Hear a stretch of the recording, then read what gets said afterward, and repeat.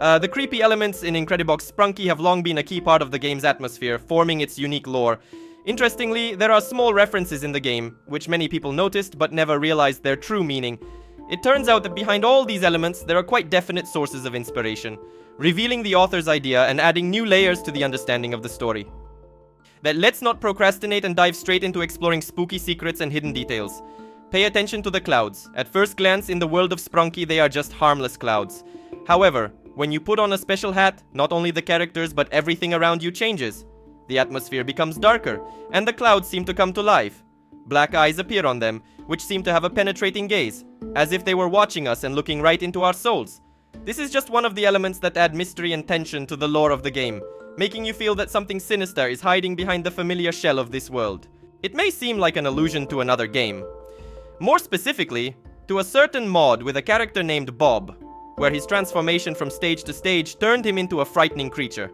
And here, the black Sprunki is noticeably reminiscent of Bob, especially with the symbol, the ominous eye. But it's worth noting that the eye motif itself isn't new. It's long been used in horror culture and has been a part of many scary videos and indie games. In Friday Night Funkin', for example, Bob's eye just continues this tradition, which has its roots in old scary videos. While the image isn't as frightening now, it remains a symbol of some kind of sinister mystery. Therefore, the eyes on the clouds in Sprunki are not a specific reference, but rather a reminder of a classic technique in the horror genre. Through these gloomy elements, the developers once again refer to the archetype of the creepy eye, which has become a symbol that permeates many projects in the genre. Remember Mr. Tree? What about the nightmarish version of him? At first I assumed it might be a Slenderman reference. After all, there are strange drawings and notes on the tree, which is reminiscent of classic elements of horror games. However, it turned out that these are not just drawings, they are real missing person notices. We wondered for a long time what exactly this was a hint to, maybe to some famous game, but the truth was much scarier. On August 26, 2024, a 16-year-old girl named Makina disappears without a trace in Dayton, Ohio. Postings in the game state that if she is found, law enforcement should be notified immediately. This is a real situation, and the photos used in the game are remarkably consistent with the real ads. The coincidence is so striking that the images are almost identical. It turns out that the developer decided to add a real missing person ad to the game. What happened to McKenna next is unknown. The ad is still hanging on the site, implying that the girl was never found. If this is indeed a conscious reference by the developer, it's one of the creepiest and most disturbing references not only in Sprunki, but in general in games like this. The story suggests that even months after she's gone missing, we'll probably never know what really happened. Perhaps it's just a coincidence, but the similarity of the photos is unsettling. The developer did not comment on the situation, leaving the players in the dark and thus reinforcing the effect of the eerie reality that permeates the game universe. The plot of the game hides a lot of creepy details that make you wonder. For example, Lime doesn't have a normal form. In the calm version, he seems less frightening, but if you look at his backstory, it becomes clear that he was originally abnormal. This is confirmed by the fact that he escaped from a mental hospital. His so-called normal form is not canon at all, but it could be a clue to the clue of the second killer. Everyone knows that the first killer is Wenda, but who is the second? There's a possibility that it's Lime. It's also known that Rady hit Lime with a hammer, with Rady's death being one of the creepiest in the game. From the looks of it, someone crazier and more skillful than Wenda is behind it. When you think of other characters, you can't leave out Harold. This is clearly not the developer's own favorite character, as he has openly stated. That's why Harold is depicted as golden, and his death was a direct reference to William Afton. He was simply squeezed inside the suit. But the scariest part is the truth about who he really was. It was originally thought that Harold was a robot or cyborg, because otherwise it's unclear what exactly could have been squeezed. However, it later became clear that he was a man in a suit. What's more, Harold is an inventor just like Kluker. Together they created Funbot and Mr. Fun Computer. These details reveal the dark depth of the plot, making it even more sinister and mysterious. Harold has an unusual hobby.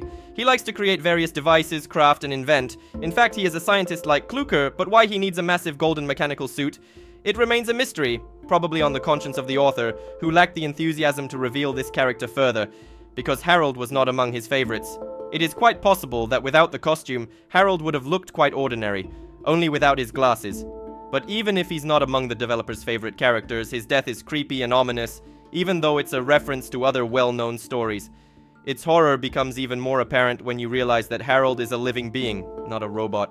This adds to the tragic nature of his fate and makes his ending darker than many other deaths in the world of Sprunki. The next creepy fact that may surprise you is that Sprunki can manifest in even more intimidating forms. Different phases of the characters appear in non-canon mods and alternate versions, each showing them in a more frightening way. Who knows what else the Black Hatter is capable of? Maybe after all the chaos he's already caused, it won't be enough for him and he'll go further. What if he starts turning other Sprunki into real monsters, forcing the assassins to mutilate the bodies of the already dead even more? It seems like it couldn't get any worse, but things do get darker and scarier with each new version. Alternative versions with more realistic scenes can be found on YouTube. Although the authors warn about shocking content, even knowing this, it is difficult for the viewer to take these scenes calmly. Each new phase of the nightmare hides small pasahalas and references that few can recognize. At first glance, this could be considered a harmless joke, fashions upon fashions, but the gloomy atmosphere makes you wonder, what if this horror will never end?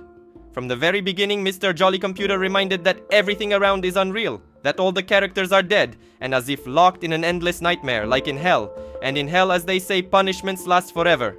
Can this world be doomed to endless torment because of the dark influence of the Black Hatter? And how many more such sinister phases and versions will emerge? It seems Sprunki is doomed to exist forever in endless torment. With each new round of the nightmare, the atmosphere builds up even more, forcing the audience to sink deeper and deeper into this dystopia. Questions remain unanswered, and with each new phase, new details and mysteries emerge, further deepening the mysterious nature of this world. Which of these creepy facts do you find most frightening? Let us imagine that the world of Sprunki is indeed a kind of limbo, an endless cycle of suffering where characters are doomed to relive dark events over and over again under the control of dark forces, such as the Black Hatter. The Black Hatter in this interpretation may not just be an ominous figure, but an embodiment of the very essence of this world, a symbol of the merciless cycle in which the characters find themselves. Perhaps its power and influence are enhanced by the fact that Sprunki is linked to memories and emotions. Each new cycle, each new phase becomes more violent, as if to support the hellish nature of this world. Mr. Fun Computer, who says that all the characters are dead and everything around him is unreal, probably knows a lot more than he seems to. He could be a sort of overseer who makes sure this cycle continues, obeying rules that he himself cannot change. In that case, his cheerfulness is just a mask hiding his realization of the brutal truth about Sprunki. Each new phase is like an attempt to get out or change the world, but these attempts are always suppressed by even more horrific forms created by the Black Hatter. The passholes and references in these alternate versions may be attempts by the writers or the world itself to show us that there is a chance to break out, but these hints seem too elusive. This cyclical nature hints that Sprunki is doomed, like characters in an endless game, stuck between life and death, where any disruption to the cycle only reinforces its closed nature. Perhaps the only force that can break this cycle is hidden deep within the references and details, and until then, Sprunki will face new phases until they find peace or find a way out.